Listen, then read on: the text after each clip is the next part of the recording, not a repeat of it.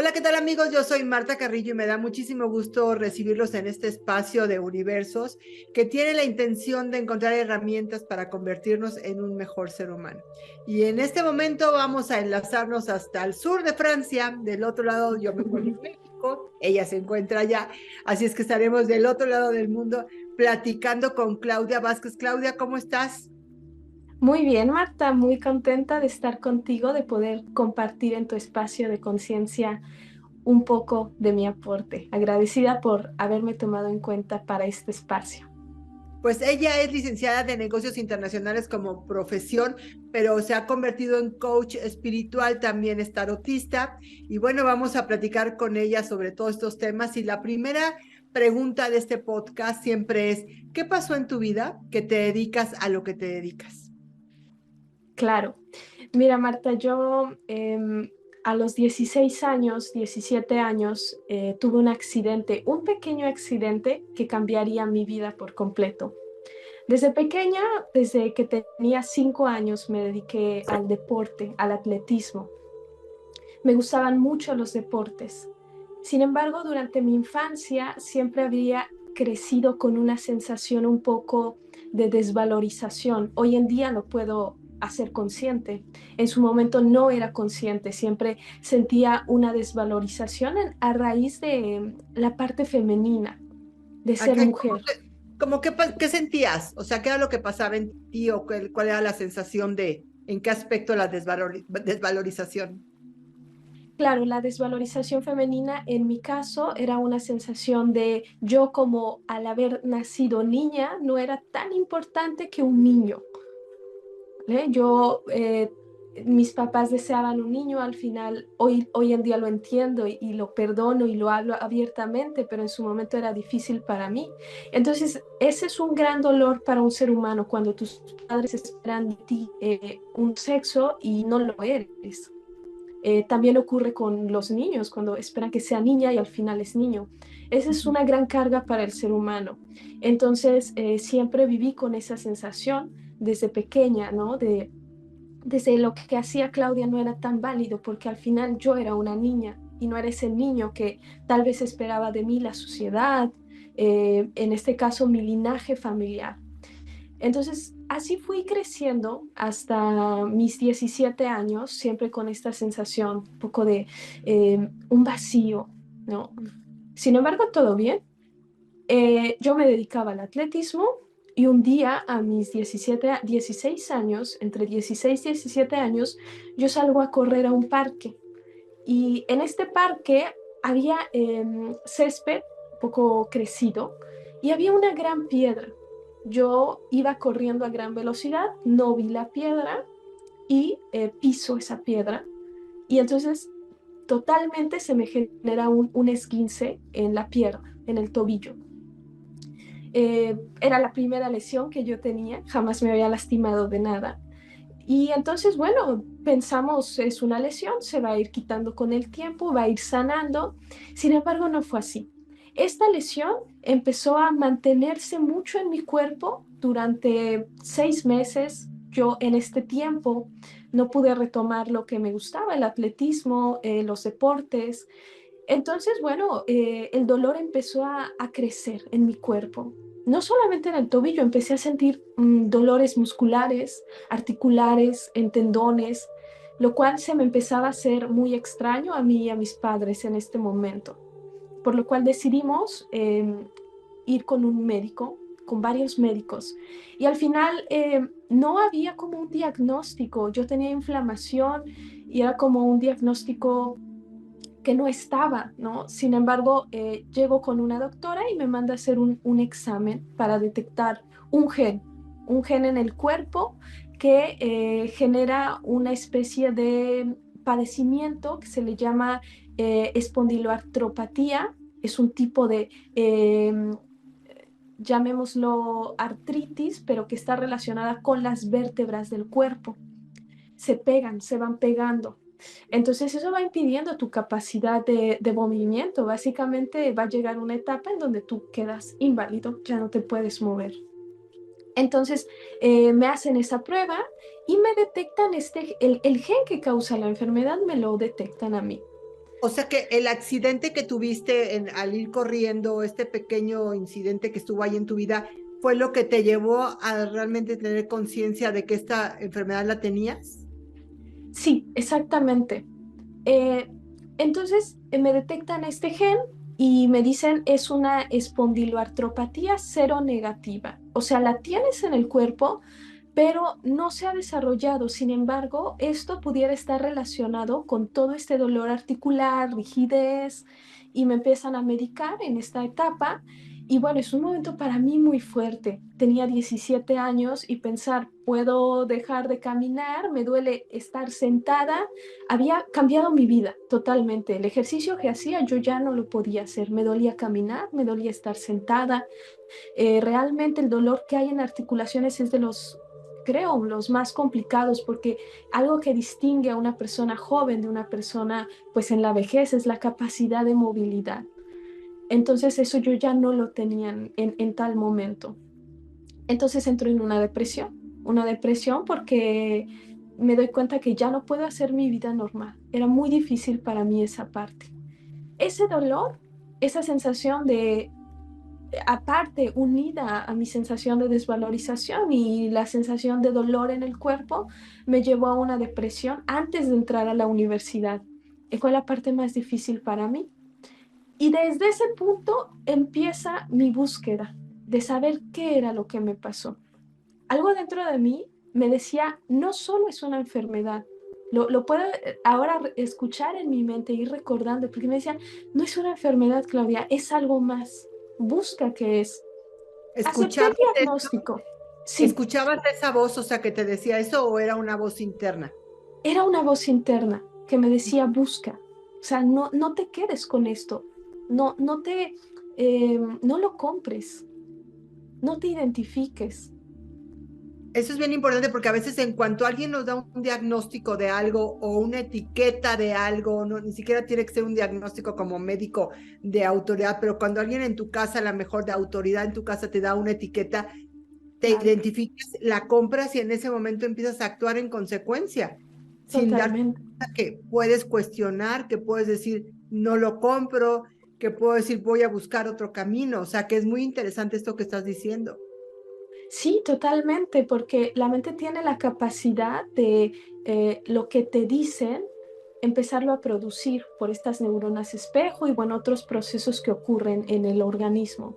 Entonces yo digo, no lo tengo, hay algo más.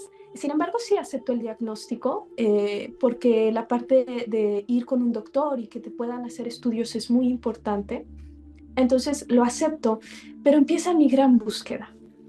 Yo comienzo la etapa de la universidad, para mí también me emocionaba, aún con dolor, pero me emocionaba porque era un momento en donde yo podría entrar a otra especie de mundo, nuevos conocimientos. Ya sabes que la universidad, pues, sea donde sea, es un momento en donde el ser se va a ir a empezar a desarrollar. Y entonces en la universidad lo primero que hago es meterme al club de yoga, ¿sabes? O sea, sentí la sensación de hay algo más, yoga. Empiezo a hacer yoga. Recuerdo que la primera clase era muy dolorosa, tenía ganas de llorar, no podía sostenerme siquiera en las poses básicas del cuerpo, pero yo decía, eh, no me voy a comprar la enfermedad, tengo 17 años, no voy a perder mi movilidad, ¿no? Entonces era como esa gran necesidad de sanar y de buscar la respuesta. Y entonces comienzo con el yoga, porque ya no podía hacer otros ejercicios. Natación comencé, lo tuve que dejar, me lastimaba mucho el impacto, aunque es un deporte suave, me lastimaba. Entonces empiezo a leer libros de budismo, es lo primero a lo que me voy acercando y una cosa me llevó a otra, ¿no? Del budismo fui saltando a, no sé, el inconsciente y del inconsciente fui saltando al budismo advaita y del budismo advaita a otro. Y entonces yo soy una persona muy mental a la vez, entonces me encanta a mí el conocimiento. Yo me considero una persona sincretista, que todo el conocimiento que llega me encanta y entonces creo tener la capacidad de todo ese conocimiento poderlo ir enlazando y poderlo entender. Y entonces fueron aproximadamente unos 3 años de estar leyendo, entender el cuerpo, entender al ser, los despertares de conciencia, toda la parte teórica, irla entendiendo. En ese momento, una vez yo entiendo esta técnica, me voy de intercambio a Corea del Sur y en este intercambio empiezo a llevar a práctica una técnica que hoy es la técnica que yo utilizo mucho y que utilizo con la gente a quien le doy el coaching y que se llama liberación emocional. Yo en Corea del Sur, lejos del ambiente, ¿no? Ya con mucho silencio, que era lo que inconscientemente yo quería, por eso decido irme pues del otro lado del mundo. Y bueno, en ese momento de silencio, me doy ese permiso para llorar, para soltar. Yo me acuerdo que iba a la Una universidad. liberación de emociones, o sea, tú todo el tiempo estuviste contenida con todo eso Exacto, muy fuerte, como no permito que me rompa, y cuando ya, a pesar de estar deprimida. exactamente. Totalmente, porque hoy en día tenemos una cultura pésima con las emociones y todos estamos en esa cultura. Y entonces, cuando estaba en Corea del Sur, me di permiso de llorar, de vaciar. Si bien ya tenía un poco de teoría en ese aspecto, no sabía la magnitud que genera el hecho de que un ser humano se permita liberar sus emociones. Y no es solo llorar por llorar, sino es llorar con conciencia, ¿no? Hoy en día lo entiendo y lo enseño. Sin embargo, en ese momento no lo entendía y eran días de llorar, de llorar, de llorar, de llorar. Es una técnica un poco agresiva si tú lo vas haciendo solo, porque es como un detox. Pero, Empecé. ¿cómo es llorar con conciencia? O sea, ¿cómo es esta técnica? Vale, mira, las emociones tienen 3 momentos: el inicio, el desenlace y el final.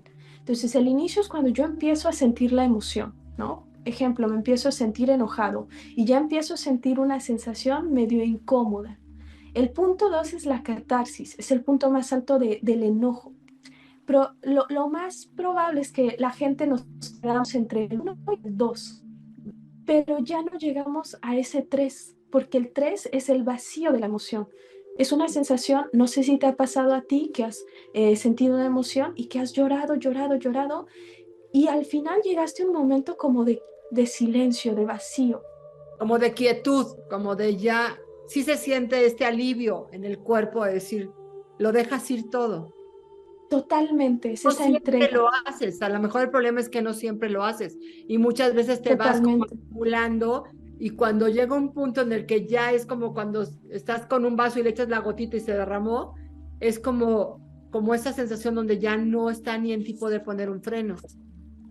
Totalmente. Entonces eso es llorar con conciencia, porque la gente entonces, por lo general, te digo, se queda en el 2 y le da mucho miedo la emoción.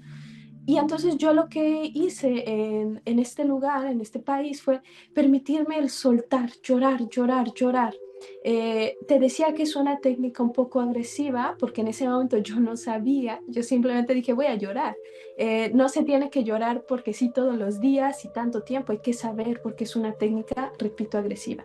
Empecé a perder peso, empecé a perder el cabello, se me empezaba a caer el cabello porque el cuerpo gastaba mucha energía en eso, ¿no? Entonces, bueno, finalmente de eso vuelvo a México y tomo la decisión porque mi cuerpo se sentía diferente mágicamente. Luego ahora entiendo lo que ocurre a nivel fisiológico cuando liberas una emoción, es poderosísimo. ¿Qué Yo ocurre a llego nivel a, fisiológico? Sí, a nivel fisiológico son muchos procesos porque nosotros tenemos algo muy importante que es el sistema nervioso. El sistema nervioso está conformado pues del cerebro, los nervios craneales, es como el cableado del cuerpo. Cuando uno siente una emoción, las emociones son energía en movimiento. Cuando uno siente una emoción, eso es una vibración. Por ejemplo, si yo siento, de hecho hay una escala que ahora es muy conocida y la cual yo hablo mucho y otros facilitadores también. Cuando tú sientes, por ejemplo, vergüenza en tu cuerpo, generas una vibración de 20 oscilaciones por segundo. Entonces es como, digámoslo, como choquecitos eléctricos que la glándula, perdón, que la amígdala va mandando como señal al cuerpo. ¿no? Entonces, esa energía, si tú no la sacas, se va bloqueando y vas llevando tu cuerpo a un estado de olla a presión. Y Ujú. entonces vas conteniendo, porque todo es energía, absolutamente todo. Entonces esa emoción se va guardando y se va enquistando en el cuerpo y la energía busca salir.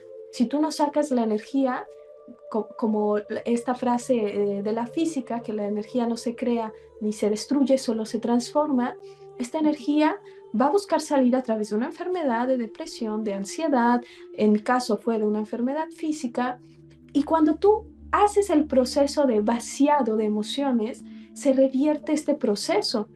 Es como si tú a una olla a presión le quitas la tapa, el aire sale y entonces ya no hay esa presión que está en el cuerpo. Eso es lo que ocurre cuando una persona es capaz de liberar sus emociones. Y entonces yo lo hice tanto que mi sistema nervioso pasó de un estado. Hay dos estados principales en el sistema nervioso, es el parasimpático y el simpático. En el simpático es un estado de tensión, listos para atacar, de lucha, y el parasimpático un estado de relajación. La energía empieza a fluir mejor, ya no hay saturación y las células empiezan a comunicarse mejor y a mandar más energía al cuerpo. Te haría dos preguntas ahí, una personal y Claro. una general. A nivel personal, ¿sientes que esa desvalorización que tuviste de niña fue lo que acabó siendo esta olla de presión, llenándola hasta que tu cuerpo colapsó? Y eso era un poco los llantos cuando te fuiste a otro país a vivir. Así es, totalmente, sin duda. Lo que yo fui a llorar fue esa sensación me fui a los 21 años, de 21 años, estar sintonizando, generando esos choquecitos eléctricos de yo no valgo, yo no merezco, yo no debería. Toda esa sensación fue la que yo empecé a soltar, totalmente era eso.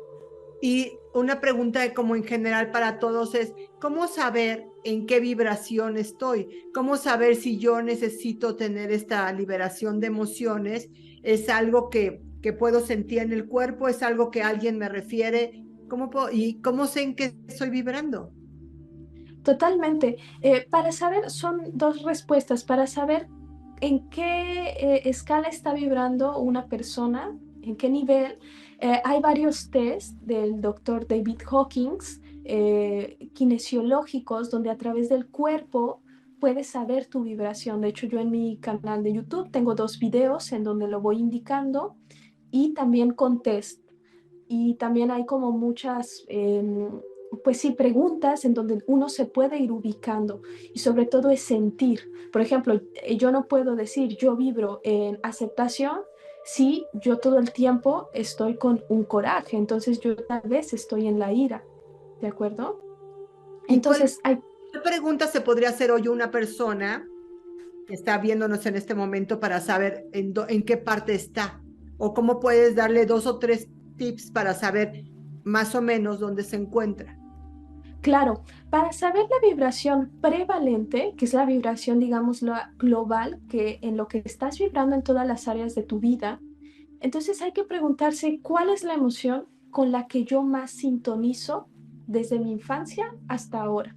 Si la emoción con la que yo más sintonizo tal vez es la gratitud, puede estar en un punto de aceptación, de neutralidad, que son emociones de la media humana de las más altas.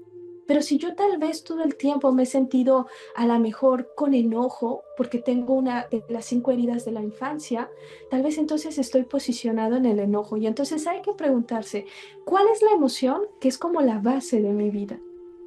Porque, por ejemplo, en la vibración yo puedo vibrar llamémosle neutralidad, pero también puedo tener momentos de enojo. Y esto te lo respondería para esta segunda pregunta que me decías. ¿Quién debe hacer liberación? Y la verdad es que todos, absolutamente todos, a menos de que seas ya una persona, un maestro espiritual trascendido con un nivel fuerte que ya no perciba la vida terrenal de cierta manera, ¿no? Sin embargo, todos tenemos que hacer liberación emocional. O sea, me rompiste un poco la idea en función de que haz de cuenta cuando empezaste a decir, tenemos que preguntarnos cuál es la emoción que tenemos constante. Yo dije, del día, o sea, yo dije, de un día, pero cuando hablas de toda una vida, Sí, es muy difícil a veces voltear a ver toda una vida y cuál ha sido tu constante. A lo mejor habrá gente que la tenga muy clara, que decir, siempre me voy al enojo, siempre me voy a la tristeza, me voy a la claro. depresión, me voy a la envidia, pero no es tan fácil definirlas, ¿no? Claro, no es tan fácil. Por eso hay test kinesiológicos que uno puede hacer. Por ejemplo, hay un test muscular en donde tú alzas el brazo y hay una persona que está atrás de ti y entonces vas preguntándote en qué nivel estoy. Si Ah, tu cuerpo, sí, necesitaríamos una persona. De hecho, sí, tú lo, pero un poco así es como la idea que, o sea, puedes preguntar, a ver, haz una pregunta, no va a ser porque necesitamos un tercero, pero bueno, sí. aquí como qué sería, por ejemplo, si yo le tengo que preguntar a mi cuerpo. Si quieres, ponlo con la mano, funciona también. Yo doy esta técnica. Por ejemplo, quisiera que en este momento, con la mano que está arriba, la que tú quieras, generes presión hacia arriba y esta la mantengas un poco fija, ¿de acuerdo? O sea, la Ahora, que está abajo fija, la que está arriba fija, que no impida subir tanto a la de abajo. ok, Y ahora yo te pediría que en este momento pienses, por ejemplo, en Hitler y intenta empujar tu mano de arriba. Piensa en Hitler, siente o a esa sea, persona, ese personaje, bien. Vuelve a equilibrar y ahora piensa, por ejemplo, en Jesús y genera la fuerza. ¿Cómo se sintió? no ¿Cómo se se siente, siente? pues la sentí más fuerte, más firme con Jesús. Claro, eso el cuerpo va indicando las vibraciones. Tú con una tercera persona, para las personas que nos están escuchando, pueden hacer este test si una persona se para aquí con un brazo y sea una persona quien detenga esta mano. Y entonces hay que hacer esta presión. Y ahora podríamos decir, por ejemplo, vibro en enojo. Si mi mano es más fuerte, yo no estoy vibrando en enojo. Y así vamos a ir preguntando en la escala de las emociones que la pueden encontrar en la web. O Y sea, si yo entre más fuerte y más sólida esté, es que tú estás vibrando en esa energía y, totalmente, y se baja, es que estás en debilidad. totalmente. Entonces los músculos van reaccionando, es un conjunto de un todo, entonces van reaccionando a cuando tú piensas en alegría. Si yo genero fuerza, es porque estoy sintonizando mucho con esa vibración, llamémosle. Oye, y hay diferentes niveles en el amor, por ejemplo, si tú, o sea, porque generalmente nos queda mucho más clara cuando es las energías negativas o entre comillas negativas, ¿no? Como puede ser el odio, la envidia, la culpa. Pero cuando nos vamos al área positiva de la vida, ¿hay niveles también o todos los englobas como agradecimiento, amor, etcétera, en una misma franja positiva? Sí, por ejemplo, el doctor David Hawkins hace la parte de, por ejemplo, amor, pero en el amor se pueden ir desglosando más emociones. Él pone las emociones base. Sin embargo, algo que a mí me gustaría agregar justamente contestando tu segunda pregunta es que todos necesitamos la liberación emocional. ¿Por qué? Porque estamos en una experiencia terrenal y todo el tiempo vamos a estar, querramos o no, aceptando que la vida va de dos polaridades, del polo, llamémosle, positivo y del polo negativo, de la oscuridad y de la luz. Y entonces, Ujú. cuando una persona dice yo tengo una alta vibración, vuelve a caer en una trampa, porque puede ser que no se permita entonces ya sentir las emociones de baja vibración y volvemos a ese bloqueo emocional. Entonces, tener una alta vibración no significa que no hay que llorar, que no nos vamos a sentir enojados. Yo la liberación emocional, como se lo digo a las personas, es como bañarte. No cuando te bañes y te sientas limpio lo vas a dejar de hacer porque todo el tiempo te ensucias. Y es lo mismo, todo el tiempo estamos sintiendo. Y entonces, por lo consiguiente, es importante estar liberando al sistema nervioso para que estés en un estado, como ya lo dije, parasimpático, liberado. Por eso te decía un poco que son las emociones negativas, entrecomillado, porque en realidad, como seres humanos, pues venimos a sentir emociones. Entonces, hay Claro, unas emociones que contribuyen más a un placer y a lo mejor otras no tanto, pero todas las emociones tienen su función. ¿Consideras lo mismo? totalmente. Totalmente, todas tienen su función. El miedo, por ejemplo, es para, sentimos miedo para perpetuar nuestra especie. Si yo no sintiera miedo, yo me voy y me aviento de un edificio.